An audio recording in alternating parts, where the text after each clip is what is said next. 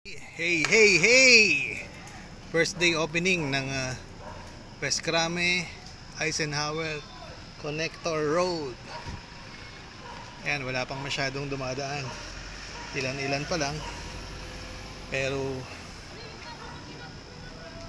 siguro sa mga susunod na araw, nadami na rin yung mga dumadaan dito. Ito yung galing sa Green Hills, isang kotseng puti. Pasok dito sa Third West, medyo dahan-dahan dahil madaming mga taong dumadaan. Yan, kung galing si Green Hills, right turn ka lang pagdating mo dito sa dulo sa Third. Pagdating mo dito sa Third, medyo iikot ka ng konti bago ka makalabas ng Santolan. Dito naman, labas mo ng Eisenhower, konting takbuhan, doon ka na sa Club Pilipino.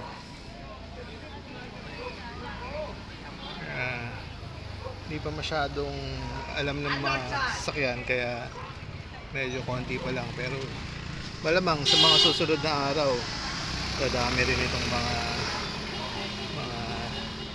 dadaan dito. Yan, more than 1 minute na tayo. Ilan pa lang yung nakikita yung sasakyan kasi nga hindi pa alam, pero most probably tomorrow morning pag may pasok, siguro madami na yung traffic dito ng mga sasakyan. Bali yung Third West ngayon, mula sa Boni Serrano, one way na siya papasok. Hindi ka na pwedeng lumabas sa Third West papunta dun sa Boni Serrano. Ang ikot mo dito sa Alley 3 or kaya dito sa Road 1, doon ka iikot, pabalik ka ng Second West papunta ng Boni Serrano. Hindi ka na ngayon pwedeng sumalubong dito sa Third West. Dahil dito, pag galing ka sa Green Hills, all traffic, kakanan ka. Dati two-way itong Third West, pero ngayon ano na lang siya, one way na siya. Ayan, medyo may mga ilang mga kotse, medyo nag-aalangan pa sila paano yung daan nila. Ayan, medyo sinasabihan pa sila na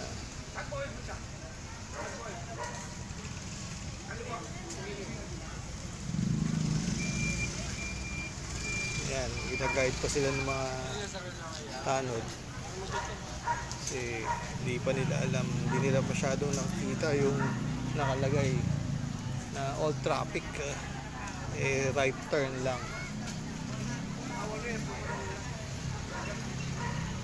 Medyo masikip dun sa dulo pagka nagkasalubong. Okay naman kung dalawang kotse lang. Ito, ayan, medyo mag-slow down lang talaga pagka traffic.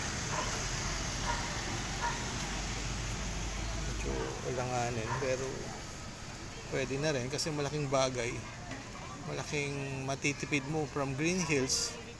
Pag labas mo dito sa may Boni Serrano, makakarating ka na kagad sa EDSA. Hindi ka naiikot doon sa Ortigas, Boni Serrano.